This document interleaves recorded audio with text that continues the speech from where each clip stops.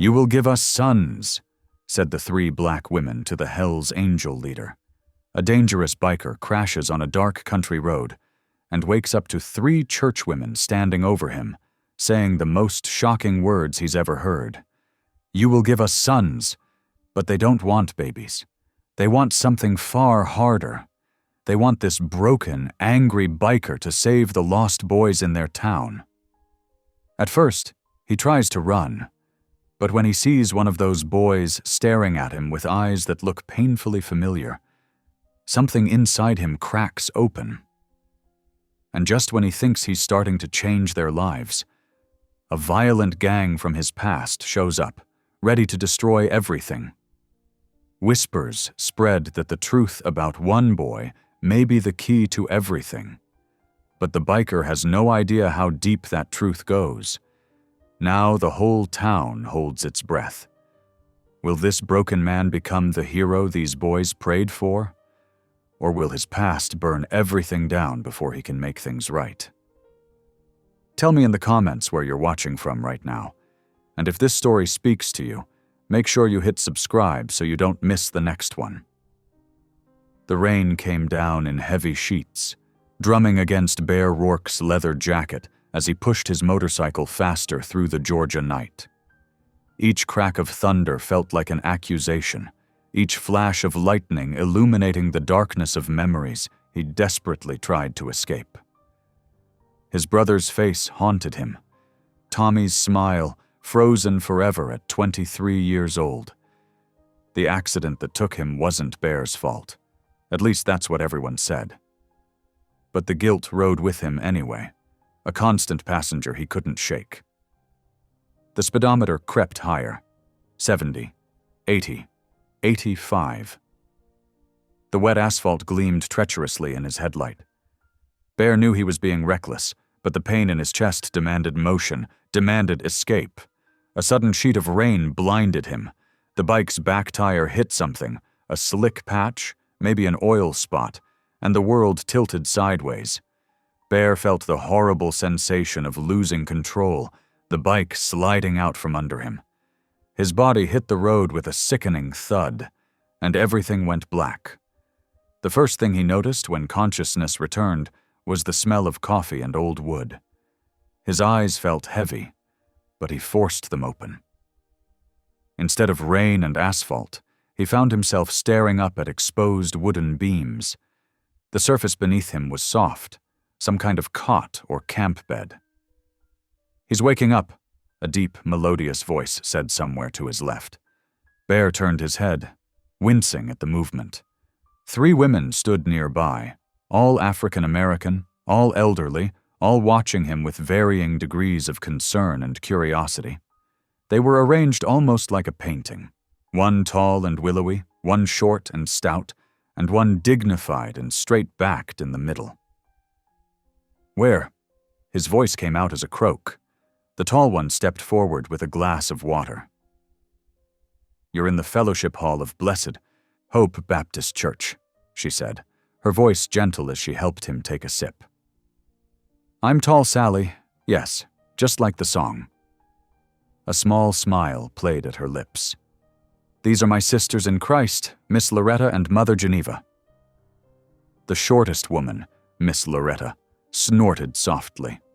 "Found you sprawled out on the roadside like a dropped sack of potatoes.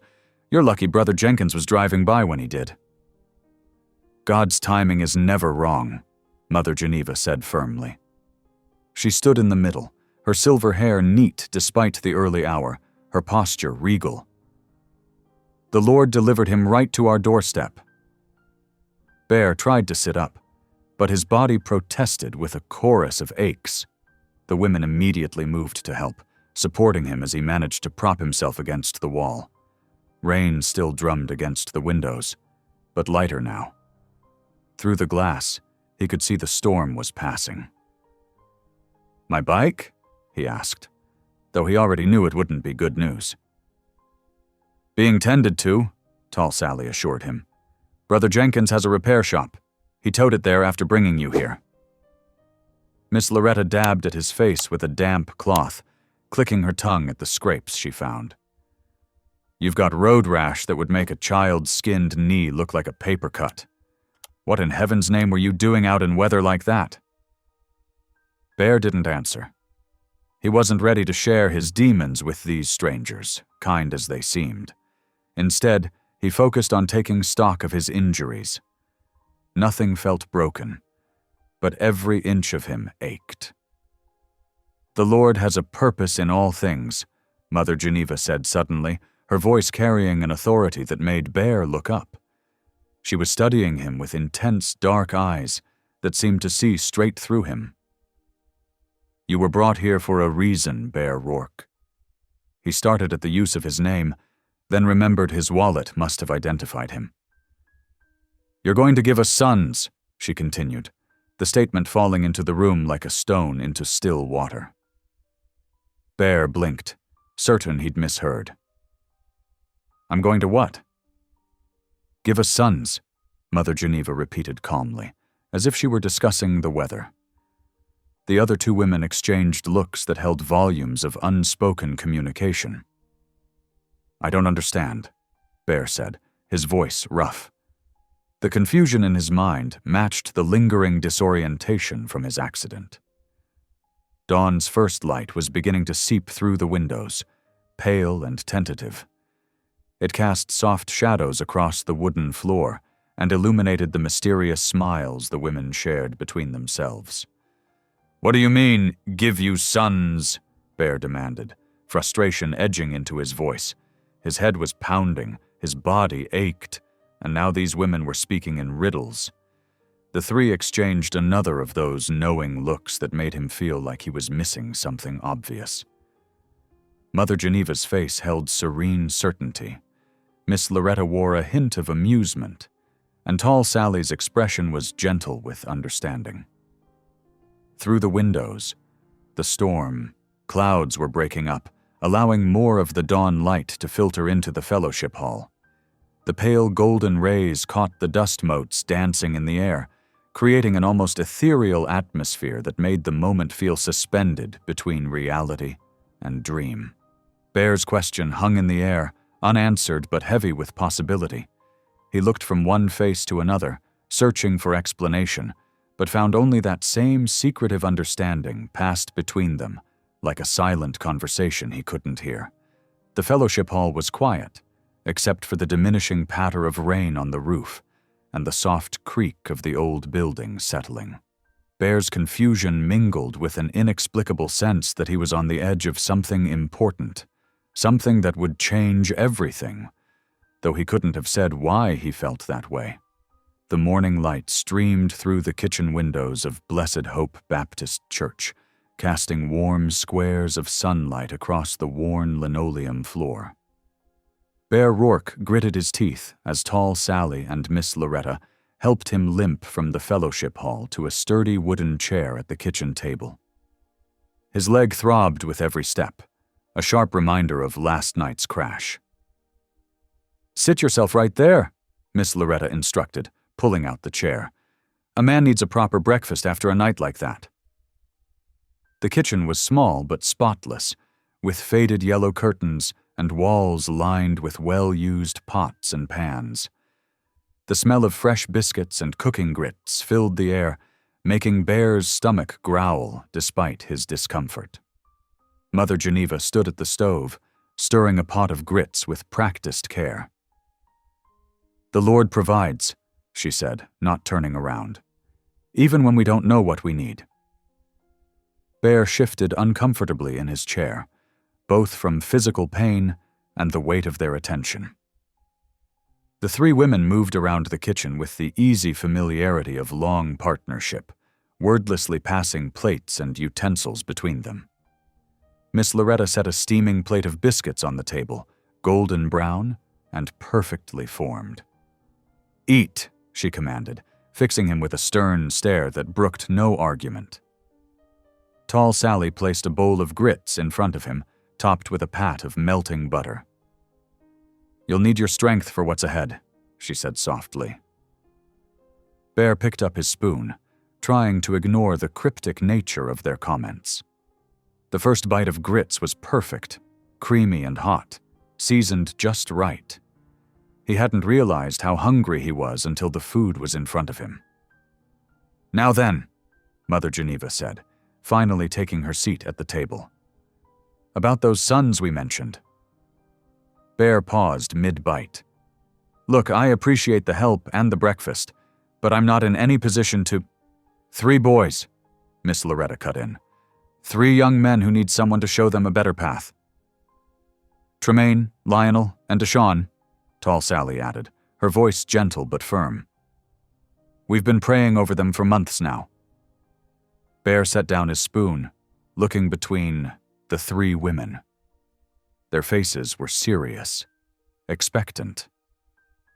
"I'm not qualified to mentor anyone," he said gruffly. "I'm just passing through." Mother Geneva's eyes seemed to pierce right through him. "Those boys are slipping away to the gangs, to the streets. They need someone they'll respect, someone who understands their anger, their pain." "Someone with scars of his own," Miss Loretta added pointedly. Bear pushed his chair back, intending to stand.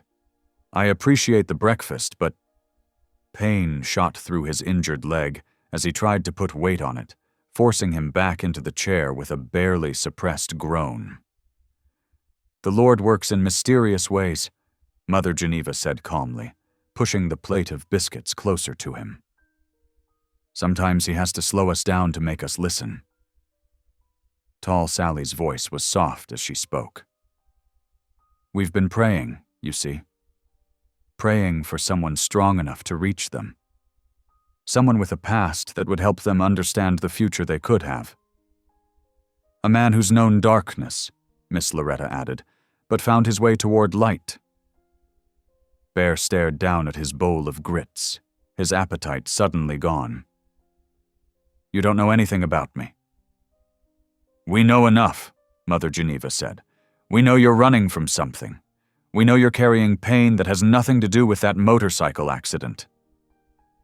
The kitchen fell silent except for the gentle tick of the clock on the wall. Bear could feel their eyes on him, patient but unyielding. "These boys," Tall Sally began carefully.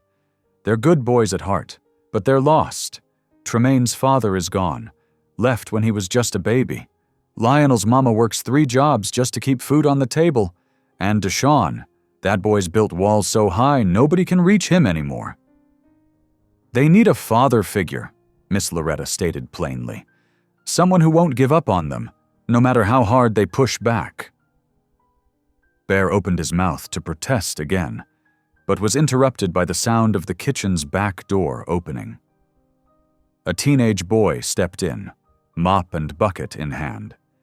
He was tall and lean, with a guarded expression that Bear recognized all too well. "Morning, Miss Geneva," the boy said quietly. "I'm here to mop the fellowship hall." "Thank you, Tremaine," Mother Geneva replied warmly. "This here is Mr. Rourke. He had an accident last night on his motorcycle." Tremaine turned toward Bear, and the world seemed to stop spinning for a moment. The boy's eyes. They were exactly like his brother's. The same shade of brown, the same hint of defiance mixed with hidden pain. Bear felt like he was looking at a ghost. The boy held his gaze for a long moment, something unspoken passing between them, before turning and heading toward the fellowship hall without another word. As the door closed behind Tremaine, the 3 women watched Bear's face closely. They saw the shock there, the recognition, the way his hands gripped the edge of the table until his knuckles turned white. "Now you understand," they said in unison, their voices quiet but firm. Bear sat there, stunned into silence, as the morning sun continued to stream through the windows, illuminating the dust motes dancing in the air. The ghost of his brother's eyes haunted him, reflected in the face of a boy he'd just met. And suddenly the women's words didn't seem quite so strange anymore. The afternoon sun beat down mercilessly as Bear made his way outside the church, each step sending jolts of pain through his injured leg. He needed space to think, to process the morning's events, and most importantly, to escape those haunting eyes he'd seen in Tremaine's face. The similarity to his brother's gaze had shaken him more than he cared to admit. Finding a quiet spot behind the church, Bear leaned against the weathered wooden siding and pulled out a cigarette with trembling fingers. The familiar ritual of lighting up helped steady his nerves, but couldn't chase away the unsettling feeling that had settled in his gut. "Those things'll kill you," came a sharp voice from around the corner. Miss Loretta emerged, her arms crossed and her expression stern. "Though I suspect that's the least of your worries right now." Bear took another long drag, avoiding her penetrating gaze. "I appreciate everything you ladies have done, but..." "But nothing," Miss Loretta cut in, her voice carrying a weight that made Bear look up. "Let me tell you exactly what's going to happen if you leave here today. Those boys, especially Tremaine, they're standing on the edge of a cliff. One wrong step and we'll be visiting them behind bars. Or worse, laying flowers on their graves." The bluntness of her words hit Bear like a physical blow. He crushed out his cigarette against the church wall, immediately feeling guilty for marking the white paint. "You don't know that," he muttered, but his voice lacked conviction. "Don't I?" Miss Loretta's eyes flashed. "I've buried too many young men in this community, watched too many mothers weep over sons lost to violence or prison. Those 3 boys still have a chance, but they need someone who can reach them where they are." Before Bear could respond, angry voices erupted from the front of the church. One voice in particular stood out. Tremaine's. "I told you to leave me alone." The teenager's voice cracked with fury and fear. Bear's body moved before his mind could catch up. Despite his injured leg, he rounded the corner of the church quickly, Miss Loretta close behind. The scene before him made his blood boil. 2 older teens, probably around 18 or 19 years old, had Tremaine backed against the church sign. They wore red bandanas, a clear signal of their gang affiliation. One of them had his hand fisted in Tremaine's shirt. "You think you're too good for us now?" the taller one sneered, giving Tremaine a shake. "Hanging around this church instead of running with us?" Bear's voice cut through the air like a whip. "Take your hands off him. Now!" The teens turned, startled by the interruption. Bear knew what they saw. A large, intimidating man with the hard eyes of someone who'd seen too much violence. He took a deliberate step forward, ignoring the pain in his leg. "This ain't your business, old man," the shorter teen said, but his voice wavered. Bear took another step closer, his presence seeming to grow more menacing with each movement. "I'm making it my business." His voice was quiet, controlled, but carried an unmistakable threat.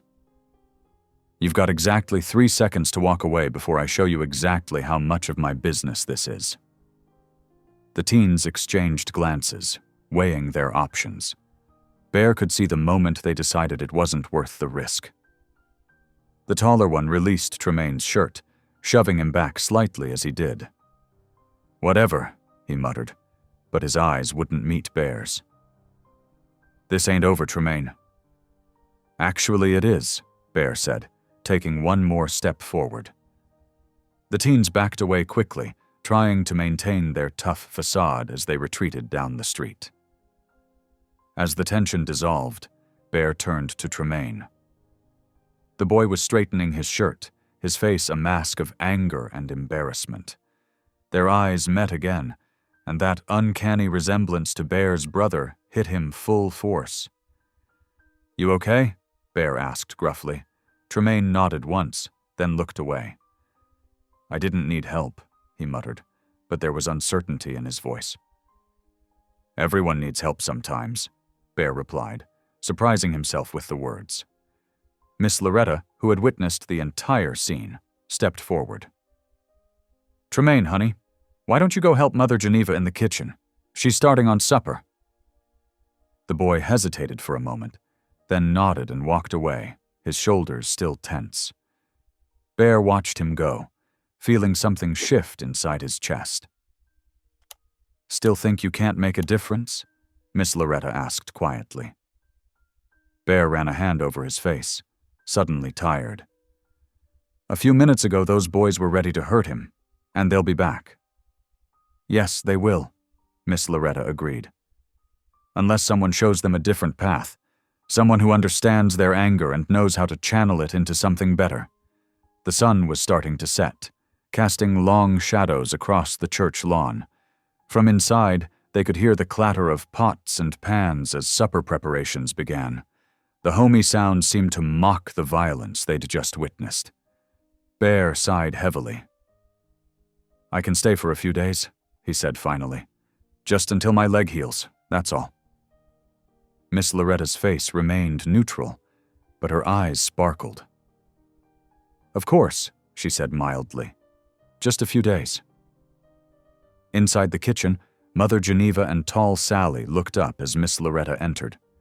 Their eyes met, and slow smiles spread across their faces. They'd been praying for months for someone to help their boys, and now their prayer was being answered, even if Bear didn't realize it yet. Bear woke before sunrise, his muscles stiff from sleeping on the small cot in the fellowship hall.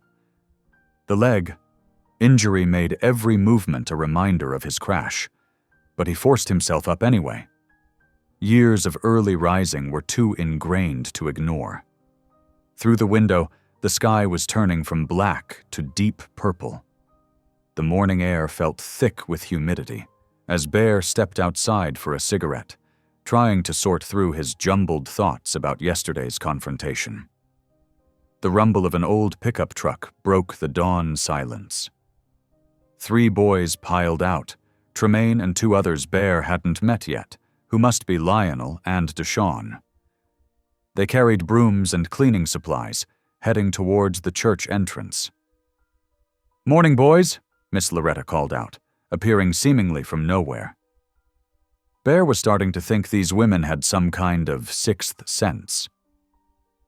"Tremaine, would you take a look at that old lawnmower before you start your other chores? It's been acting up again." Tremaine nodded silently, changing direction towards the small storage shed behind the church. Bear watched as the teen struggled to wheel out a rusty push mower that had clearly seen better days. "You know anything about small engines?" Bear found himself asking before he could stop himself. Tremaine shrugged. "A little. Enough to know this one's probably dead for good." Bear limped over, ignoring the protest in his leg. "Let me take a look." He knelt beside the mower, examining the engine with practiced eyes. "Hand me that wrench from the toolbox." They worked in comfortable silence for a while, Bear pointing out different parts of the engine while Tremaine watched intently. The boy was a quick study, asking smart questions and showing genuine interest in the mechanics. "My brother was good with engines too," Bear said quietly, surprising himself. He never talked about his brother. "Could fix just about anything with moving parts." Tremaine's hands stilled on the wrench he was holding. "What happened to him?" Before Bear could answer, Mother Geneva's voice rang out from the church steps. "Boys, come get some breakfast before you finish up out here." The moment broke, and Tremaine quickly stood, wiping his hands on his jeans. Bear watched him go, that familiar ache in his chest growing stronger. Inside the fellowship hall, the 3 women had laid out a spread of biscuits, grits, and coffee. The other 2 boys, Lionel, tall and lanky with glasses, and Deshawn, shorter with quick movements, sat down eagerly. Tremaine joined them, while Bear hung back near the door. "Sit down, Mr. Rourke," tall Sally insisted. "We need to talk." Something in her tone made Bear pay attention. The 3 women exchanged looks, and Miss Loretta cleared her throat. "We haven't been entirely honest with you," she began. "Yes, these boys need guidance, but there's more to it than that. There's a new gang in town. They call themselves the Black Vipers." Bear's coffee cup stopped halfway to his mouth. The boys at the table had gone very still. "They've been getting more aggressive lately," Mother Geneva continued, "targeting young men, especially ones without strong family support. Those boys yesterday? They were Viper recruits." "Why haven't you gone to the police?" Bear asked, though he already suspected the answer. "Sheriff tries," Tall Sally said, shaking her head. "But their leader, he's got most folks too scared to speak up. Man named Razor." The coffee cup clattered against the table as Bear's hand jerked. The sound seemed to echo in the sudden silence. "You know him," Miss Loretta said. It wasn't a question. Bear's jaw clenched. "I used to." The words felt like gravel in his throat. I taught him everything he knows, back when I was living a different life." The boys were watching him now, their breakfast forgotten. Bear could feel their eyes on him, especially Tremaine's. "That's why we've been praying so specific," Mother Geneva said softly. "We needed someone who could stand up to him, someone who knows how he thinks." "You don't know what you're asking," Bear growled. "Razor isn't just some street thug. He's dangerous, and he's got a particular hatred for me." "Why?" Tremaine's question cut through the tension. Bear met the boy's eyes, seeing again that echo of his brother. "Because I left that life behind, and in his mind, that makes me a traitor." The women were silent for a long moment. Finally, Miss Loretta spoke. "We understand if you want to leave. But those boys yesterday, they'll be back. And next time, they might not just be trying to recruit." Bear stood abruptly, his chair scraping against the floor. He limped to the church doorway, staring out at the morning sun now fully risen over the trees. Razor's name echoed in his mind, bringing with it a flood of memories he'd tried hard to forget. Behind him, he could hear the boys clearing their breakfast dishes, the women's soft murmuring, the normal sounds of a morning routine. But all he could think about was Razor's face the last time they'd seen each other, twisted with anger and betrayal, promising that their paths would cross again. The doorway framed a view of the small town beginning to wake up. Stores opening, cars passing, people heading to work. A normal day in a normal place. But Bear knew better than most how quickly normal could turn dangerous. He stood there, perfectly still, torn between the urge to get on his bike and ride far away from this complicated situation, and the growing feeling that he was exactly where he needed to be. Razor's name kept repeating in his thoughts, a warning and a challenge all at once. The next morning dawned clear and cool, a welcome change from the stormy weather that had brought Bear to this place. He stood in the church parking lot, watching the sun climb over the trees while finishing his third cup of coffee. His leg still ached, but the pain had dulled to something manageable. The rumble of approaching footsteps made him turn. The three boys were making their way across the gravel, shoulders hunched against the morning, chill. Tremaine led the group, with Lionel and Deshawn trailing behind, looking uncertain. "Morning," Bear grunted. "Follow me." He led them around the back of the church to an old wooden shed. The structure leaned slightly to one side, its weathered boards gray with age. Bear pulled open the creaking door, revealing a cluttered space filled with abandoned lawn equipment and dusty boxes. "First lesson," he announced, "is making something useful out of what others have thrown away." He gestured at the mess. "Clear it out, all of it." Deshawn crossed his arms. "Why we gotta do that?" "Because I said so." Bear's voice was firm, but not unkind. "Everything has value if you know how to see it. Even things and people others might write off." The boys exchanged glances, but Tremaine stepped forward first, grabbing a box. The others slowly followed suit. For the next hour they worked in silence, hauling out years of accumulated junk. Bear supervised, occasionally directing them to sort items into piles, keep, trash, and maybe. As the sun climbed higher, Miss Loretta appeared with a pitcher of lemonade and paper cups. "Lord have mercy, you've got them working hard," she commented, watching the boys wipe sweat from their foreheads. "Life is hard work," Bear replied. "Might as well learn that early." "Just remember they're boys, not soldiers," she said quietly, then raised her voice. "Come get your drinks." The boys gratefully dropped what they were doing and crowded around the pitcher. Bear noticed how they automatically deferred to Miss Loretta, their usual teenage attitude softening in her presence. Once the shed was empty, Bear led them inside. The space felt larger now, sunlight streaming through dirty windows. He pulled a tarp off his motorcycle, which he'd moved there earlier. "This here is your textbook for the next few lessons," he said. "Maintenance first. Can't respect others until you learn to take care of what's yours." "We don't got motorcycles," Lionel pointed out, pushing his glasses up his nose. "No, but the principles are the same."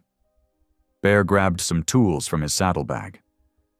"Everything in life needs maintenance. Vehicles, relationships, your word. Let down in any of those, and things fall apart."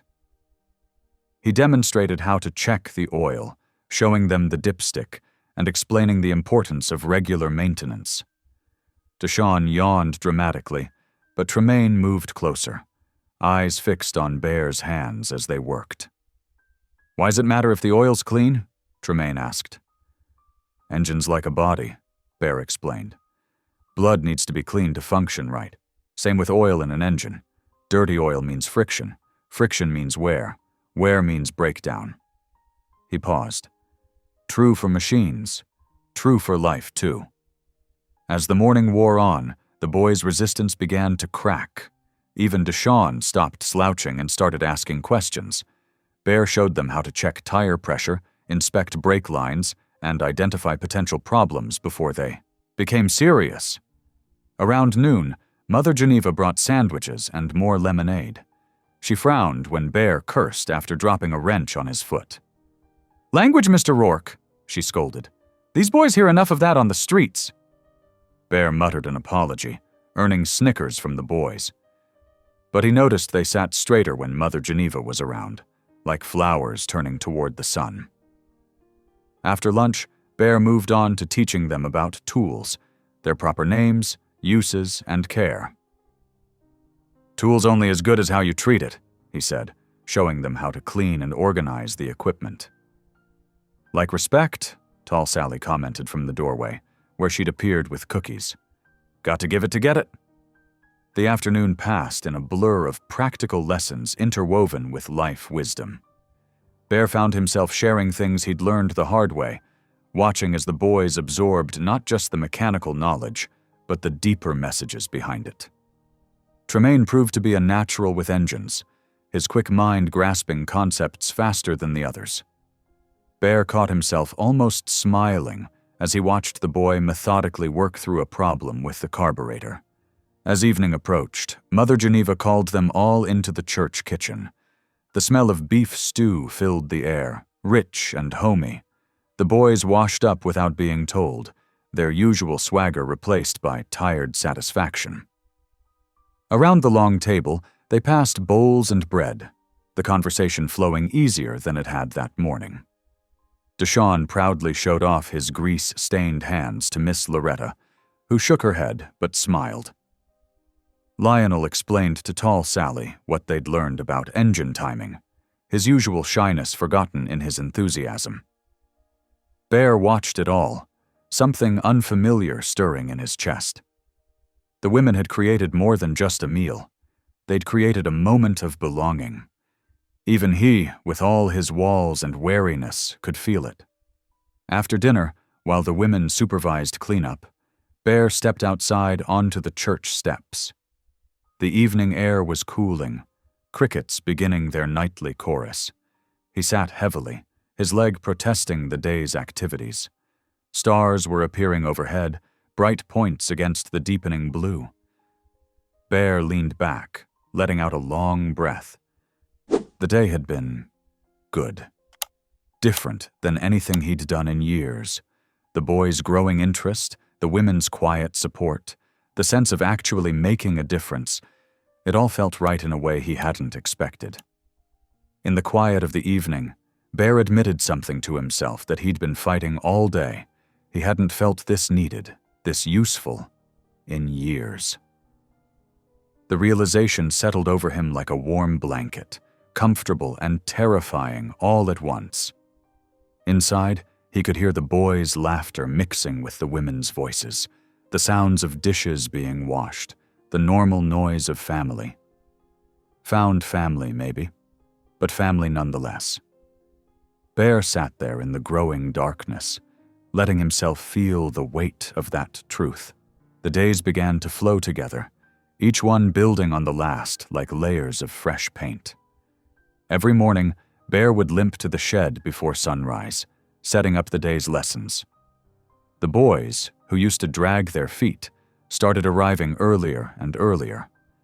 Monday brought basic engine maintenance. "Time and attention," Bear repeated, showing them how to check spark plugs.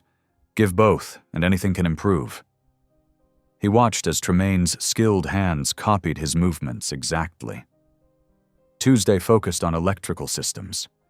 Deshawn, who'd been the most resistant, discovered he had a knack for wiring. His face lit up when he successfully traced a faulty connection. "Man, this is better than video games," he exclaimed, making Bear hide a smile. Wednesday, they tackled brakes.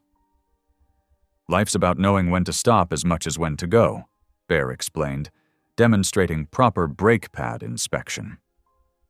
Lionel took detailed notes in a small notebook he'd started carrying, his glasses slipping down his nose as he wrote. The women kept a steady stream of encouragement flowing, bringing snacks and drinks throughout the days. Miss Loretta's lemonade became a mid-morning tradition, while Mother Geneva's cookies marked the afternoon break. Tall Sally would appear with wise words just when the boys' attention started to waver. Thursday brought transmission work, and Bear noticed the changes becoming more obvious. The boys' shoulders were straighter, their eyes clearer. They worked together instead of competing, passing tools without being asked. During lunch, Deshawn even said "please" when asking for more cornbread. Friday morning, Bear arrived to find all three boys already waiting, tools laid out neatly. "Thought we could start on that old dirt bike today," Tremaine suggested, pointing to the rusted machine they'd been eyeing all week. Bear nodded, pride warming his chest. The week's lessons had gone deeper than mechanics. Between oil changes and tire rotations, Bear had talked about respect, responsibility, and the importance of keeping your word. The boys soaked it up like dry ground in a summer rain. Saturday morning dawned clear and bright. Bear was adjusting his leg brace when he spotted Tremaine through the window. The boy was helping Elder Jacobs, a bent but dignified man in his 70s, carry boxes of hymn books into the church. They moved slowly, matching the elder's pace, Tremaine's face showing nothing but patience. "Lord's work being done right there," Mother Geneva said softly, appearing beside Bear. "That boy wouldn't have given Elder Jacobs the time of day last week." Bear grunted in agreement, watching as Tremaine held the door for the older man. The afternoon found them all in the shed, gathered around the dirt bike they'd been preparing to fix. It was a sorry sight, rust coating every surface, chain slack, seat torn. But the boys had spent the week learning, and now they were ready. "All right," Bear said, "show me what you've learned." They dove in, like professionals. Lionel diagnosed the electrical system while Deshawn tackled the brakes. Tremaine, showing natural leadership, coordinated their efforts. Bear stepped back, only offering guidance when asked. Hours passed. The women brought sandwiches, but the boys barely stopped to eat. Their focus was complete, their teamwork impressive. Even when they disagreed, they worked it out respectfully. Finally, As the sun was setting, Tremaine turned the key. The engine coughed, sputtered, then roared to life. The sound was beautiful, the sound of victory, of accomplishment, of change. The boys exploded in cheers. Without thinking, they rushed Bear, enveloping him in a group hug. He stiffened for a moment, then slowly relaxed, letting himself feel their joy. That evening, the church hosted a small gathering. The fellowship hall filled with the smell of casseroles and the sound of conversation. Bear hung back, watching as the boys proudly told anyone who would listen about fixing the bike. The townspeople, who had been wary of him at first, began approaching Bear. They thanked him for working with the boys, shared stories about their own children, offered him seconds of Miss Loretta's famous peach cobbler. The three women sat together, watching it all unfold. Their prayers of the past week had been answered beyond their hopes. They had asked for someone to help their boys, and God had sent them Bear, rough edges and all. As the gathering wound down, Bear excused himself to check on the shed. The night air was cool, crickets chirping their evening song. He could hear laughter and music drifting from the church, a soundtrack to his thoughts. Looking at the dirt bike, now clean and functional, Bear felt something shift inside him. A smile, rare and genuine, spread across his face. It wasn't just the bike that had been fixed this week. Something else had been repaired too. Something he thought was broken beyond saving. He stood there in the doorway of the shed, letting himself feel the weight of what had happened. The boy's transformation, the community's acceptance, his own unexpected healing. It all seemed impossible a week ago. Yet here they were. The smile stayed on his face as he walked back toward the shed, his steps lighter despite his injured leg. The week had changed them all, and somehow, in helping to fix these boys, Bear had started fixing himself too. 2 days passed like a gentle stream, each moment building on the last. The morning sun found Bear at the shed earlier than usual, checking tools and organizing parts with careful attention. The routine had become as natural as breathing. Arrive early, prepare the day's lessons, and wait for the eager footsteps of 3 boys who were becoming more like sons with each passing hour. "Hey, Bear!" Tremaine called out, his voice carrying across the church parking lot. He jogged toward the shed, followed closely by Lionel and Deshawn. Their faces were bright with anticipation, a far cry from the guarded expressions they'd worn just days ago. "Today's the day," Bear announced, gesturing to the dirt bike they'd fixed. "Time to learn how to ride it proper." Tremaine's eyes lit up. They'd spent the previous day going over basic maintenance and safety, but this was what they'd been waiting for. Bear had promised to teach them riding techniques, starting with Tremaine since he'd shown the most natural aptitude for mechanics. "First things first," Bear said, his voice gruff but patient. "Show me the pre-ride check we talked about." Tremaine moved around the bike with confidence, checking tire pressure, testing the brakes, examining the chain tension. His movements were precise, just as Bear had taught him. The other boys watched intently, knowing their turns would come. "Good," Bear nodded, allowing a small smile to cross his face. "Now, about shifting gears." He spent the next hour explaining the clutch, demonstrating the smooth motion needed to change gears without grinding them. Tremaine absorbed every word, his focus absolute. When it came time for practice, Bear stood close by, ready to steady the bike if needed. "Easy now," he instructed, watching Tremaine ease out the clutch. "That's it. Little more gas." The bike moved forward smoothly, Tremaine's face breaking into a wide grin. He made it across the parking lot and back, shifting through the gears just as Bear had shown him. The other boys cheered from the sidelines. Bear found himself laughing, a real, deep laugh that surprised even him. "Not bad, kid," Not bad at all." The afternoon sun was warm on their backs when tall Sally appeared, carrying something wrapped in brown paper. Her height made her striking figure easy to spot, and her gentle smile carried the warmth of a mother's love. "Bear," she called out, "I have something for you." The boys gathered around as she unwrapped her gift. It was a crocheted vest, carefully crafted with thick, sturdy yarn in deep black. On the back, she had stitched a large cross in silver thread, the symbol standing out bold and clear. "Miss Sally," Deshawn grinned, "you made Bear a church vest." Bear held the garment, his calloused fingers running over the careful stitches. The craftsmanship was excellent, every detail perfect.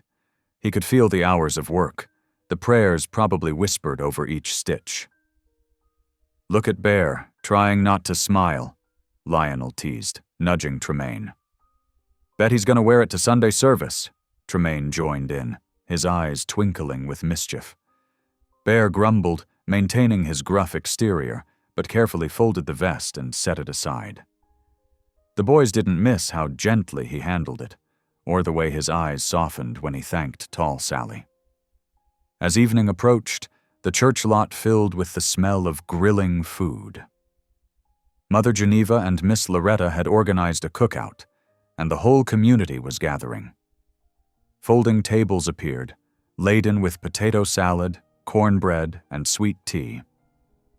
Children played tag between the parked cars while adults set up chairs in comfortable circles.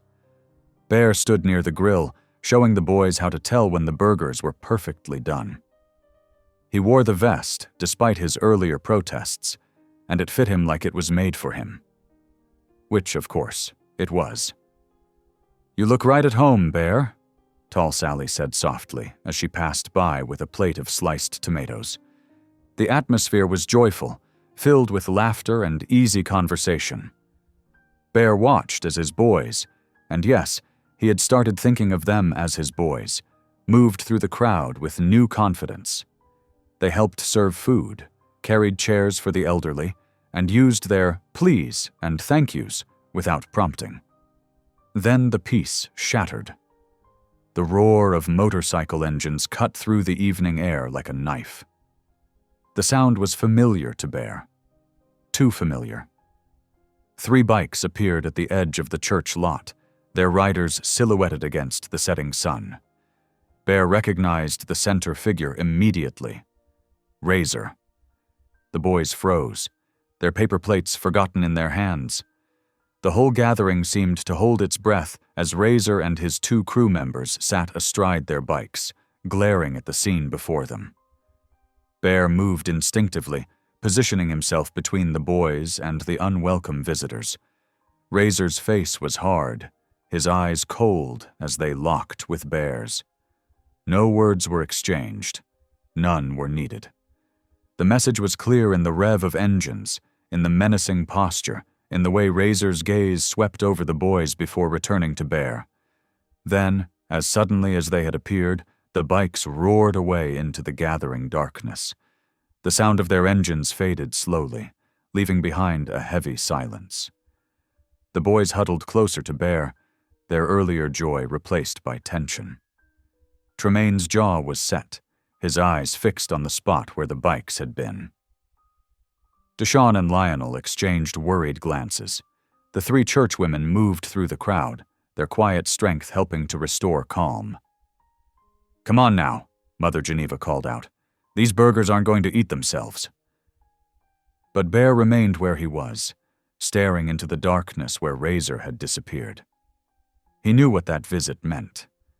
It wasn't just a show of force or a random appearance. It was a warning, clear as any spoken threat. His past had found him, just as he'd feared it would. And now it wasn't just his own safety at stake. It was the boys', the women's, this whole community that had somehow become his own. Bear stood there, the cross on his back catching the last light of day, as the sounds of the gathering slowly resumed behind him. But the joy of earlier had been replaced by something heavier, something that tasted like the calm before a storm.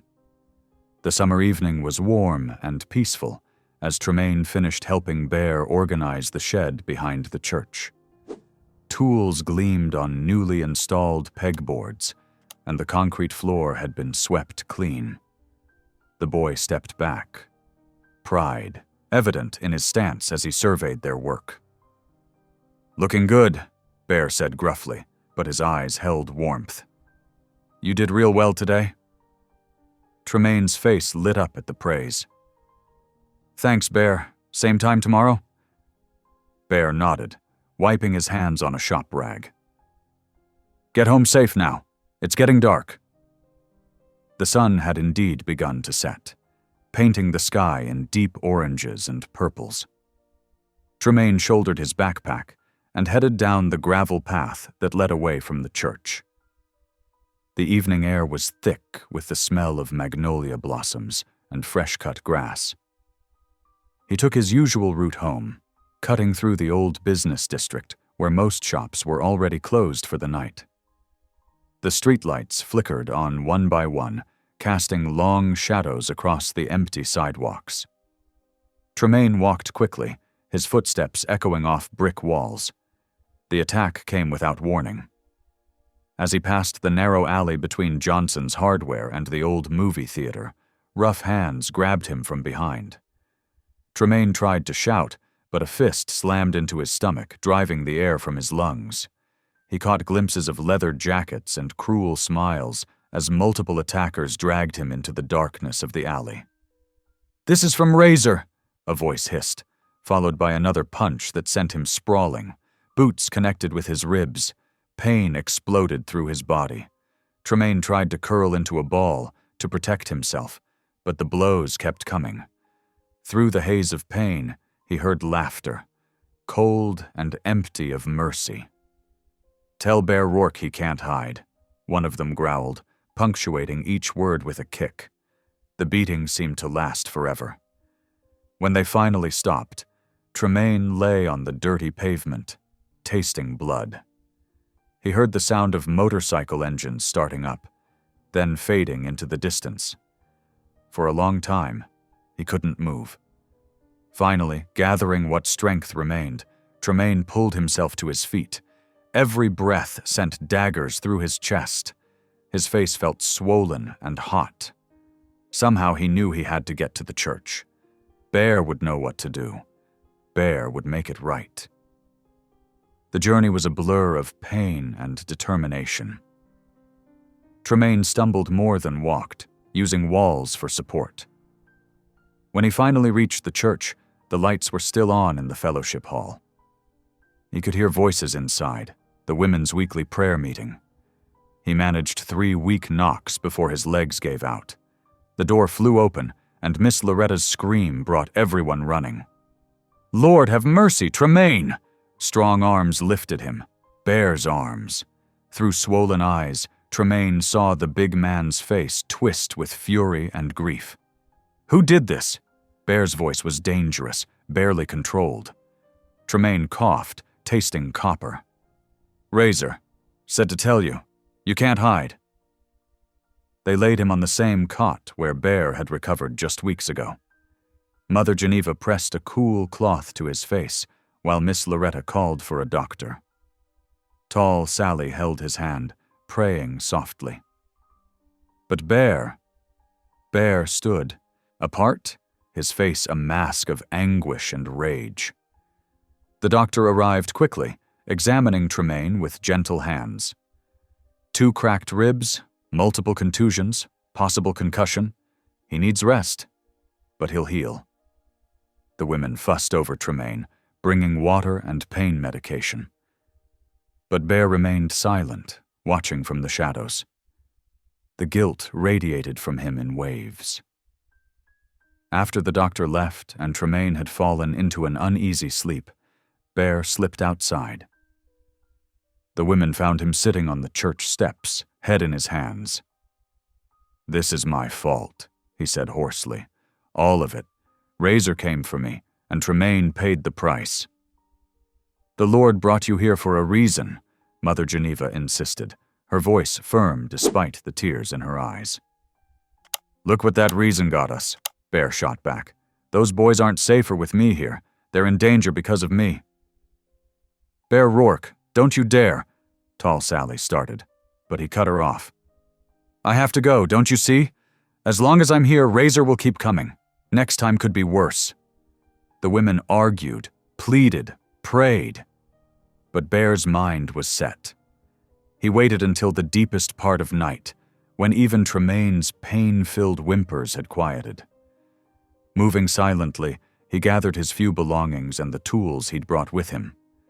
The repaired dirt bike stood ready in the shed.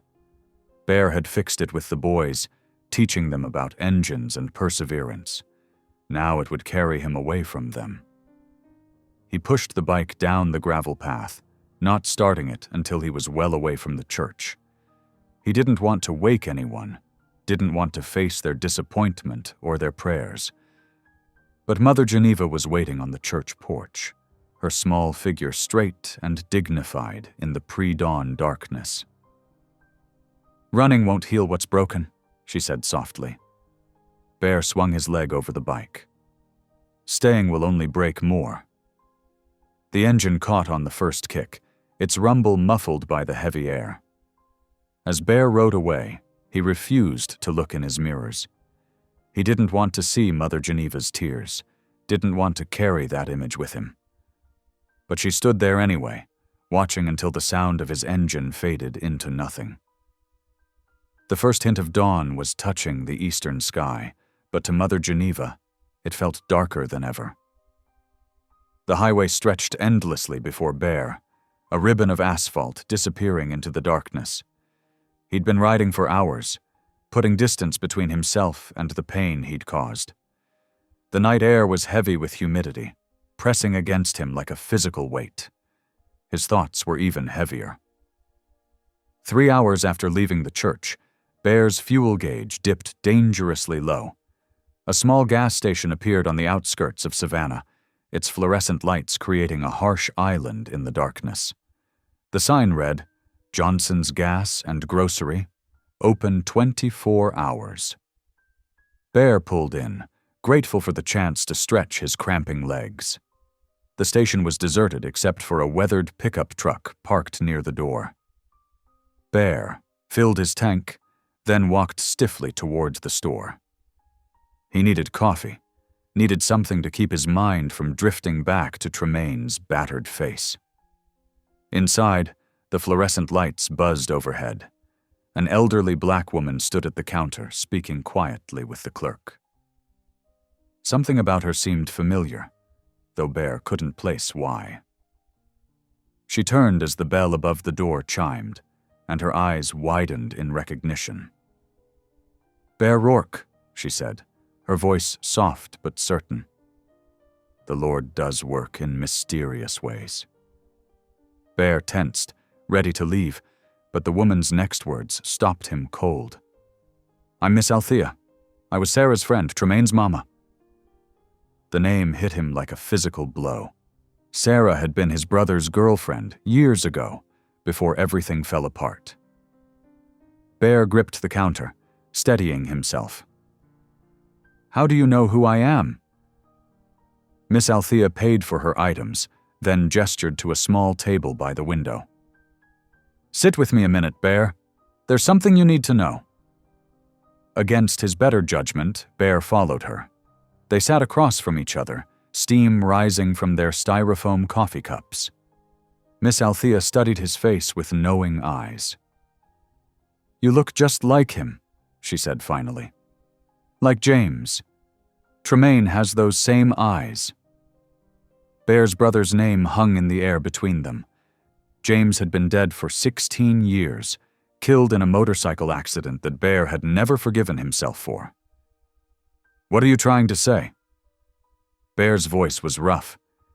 Miss Althea reached across the table, her weathered hand covering his. "Sarah was already pregnant when James died. She never told you because she was afraid of the life you were living then, afraid of the danger that followed you and your brother." The world seemed to tilt beneath Bear's feet. "What? Tremaine is your nephew, Bear. James's son." The words hit him like a thunderbolt. Bear pushed back from the table, nearly knocking over his coffee. "That's not possible." Sarah knew she was carrying James's baby, but she was scared. You were deep in that outlaw life then.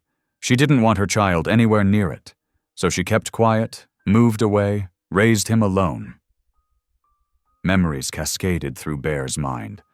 Tremaine's familiar eyes, the way he held his head just like James, the instant connection Bear had felt. All this time. "The churchwomen," he said suddenly. "They knew?" Miss Althea nodded. "Mother Geneva and the others discovered the truth years ago, when Sarah was sick. They've been watching over Tremaine since she passed. But they believed you needed to form a bond with him naturally, not out of obligation." Bear's hands were shaking. He pressed them flat against the table. "Why tell me now?" "Because you're running away again." Miss Althea's voice was gentle but firm. "And that boy needs you, not just as a mentor but as family. He's all alone in this world, except for you." The weight of it all pressed down on Bear's chest. Tremaine was James's son, his nephew, his blood. And Bear had just abandoned him, just like everyone else in the boy's life. "Razor will come after him again," Bear said, but the words sounded hollow even to his own ears. "Then be there to protect him," Miss Althea replied. "Break the cycle, Bear. Don't let fear rob that boy of another father figure." Bear stood abruptly, his chair scraping against the linoleum. Without a word, he strode out of the store and into the night. Miss Althea watched through the window as he swung his leg over his bike. The engine roared to life. But instead of heading east toward Savannah, Bear turned his bike around. The headlight cut through the pre-dawn darkness as he opened the throttle, racing back toward the town he'd abandoned, back toward the nephew he never knew he had. The rising sun painted the sky in shades of pink and gold as Bear rode, his heart pounding with each mile that brought him closer to home, to family, to the truth he should have known all along. The afternoon sun blazed overhead as Bear's motorcycle thundered down Main Street. His heart pounded harder with each familiar landmark he passed, the old hardware store, the diner, and finally, the weathered white steeple of the church rising against the blue sky. He pulled into the gravel lot, dust billowing around his wheels. Before he could even cut the engine, the church's screen door creaked open. Mother Geneva appeared first, her hand flying to her mouth. Miss Loretta and tall Sally crowded behind her on the porch steps. "Lord have mercy," Miss Loretta whispered. "Our prodigal has returned." Bear dismounted slowly, his legs stiff from the long ride. He couldn't meet their eyes at first, shame weighing heavy on his shoulders. But when he finally looked up, he saw no judgment in their faces, only relief and love. "I'm sorry," he said, his voice rough. "I shouldn't have run." "You're here now," Mother Geneva said simply. "That's what matters." "Tremaine?" Bear asked, his throat tight. "He's inside, resting on the Fellowship Hall couch.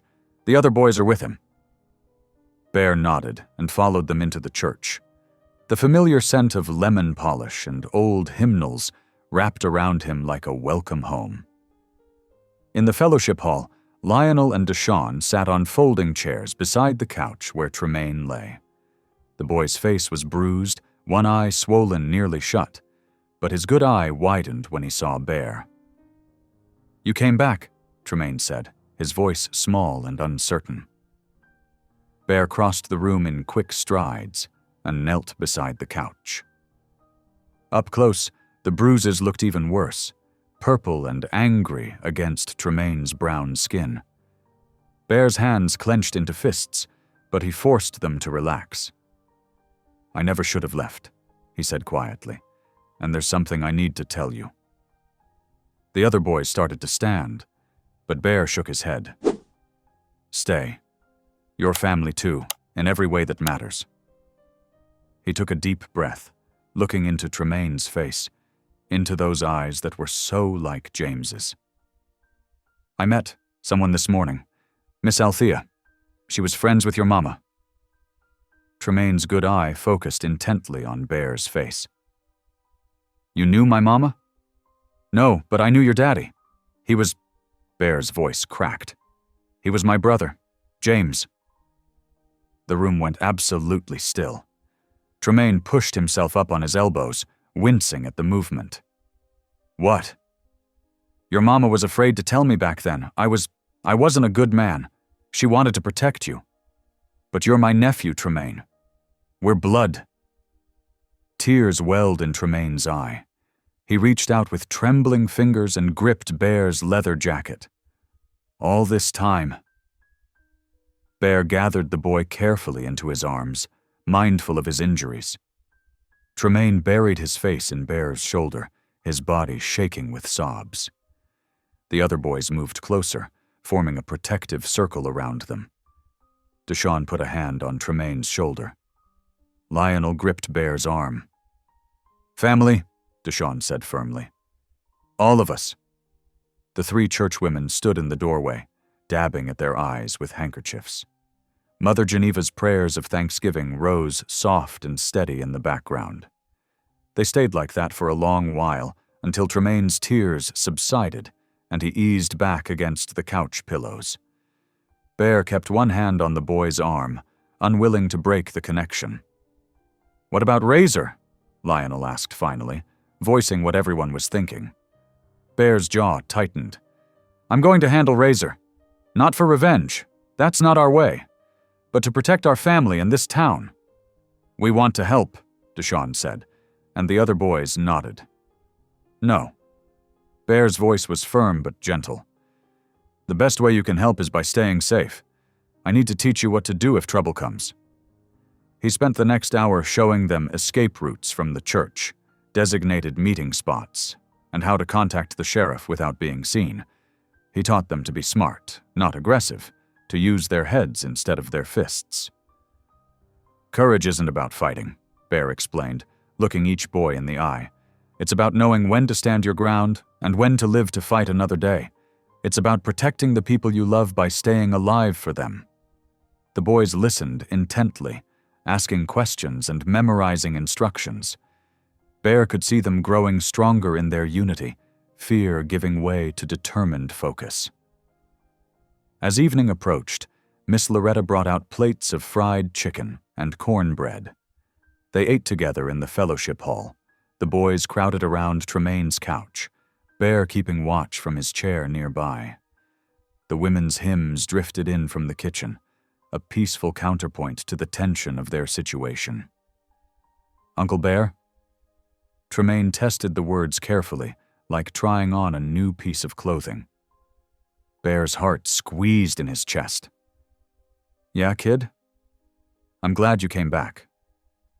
Me too, Bear said softly. Me too. He looked around at this unlikely family. 3 elderly churchwomen, 3 young boys who had claimed his heart, and the nephew he never knew. He had. Whatever came next with Razor, Bear knew one thing for certain. He was exactly where he needed to be. The sunset painted the fellowship hall windows in shades of orange and purple as Bear continued reviewing safety protocols with the boys. Their faces were serious but unafraid, drawing strength from each other and from the knowledge that they weren't alone anymore. This was what family looked like, not just blood, but choice. Not just protection, but love. Mother Geneva's voice rose in another prayer from the kitchen, and Bear found himself silently adding his own. For wisdom, for strength, and for the courage to be the man these boys needed him to be. The next evening painted the sky in deep purples and oranges as motorcycle engines growled in the distance. Bear stood on the church steps, his heart steady despite the approaching threat. Behind him, the entire town had gathered, a wall of unified strength that stretched from the church doors all the way to the street. Razor's black motorcycle led a pack of 5 others, their chrome gleaming in the fading light. They pulled into the church lot, engines rumbling like angry beasts. Bear could feel Tremaine and the other boys standing brave just a few feet behind him, flanked by church elders and local shopkeepers. Miss Loretta, Mother Geneva, and tall Sally moved to the front of the crowd, their voices rising in prayer. "Lord, protect your children," Mother Geneva called out, her words carried on the evening breeze. Razor dismounted, his boots crunching on gravel as he approached.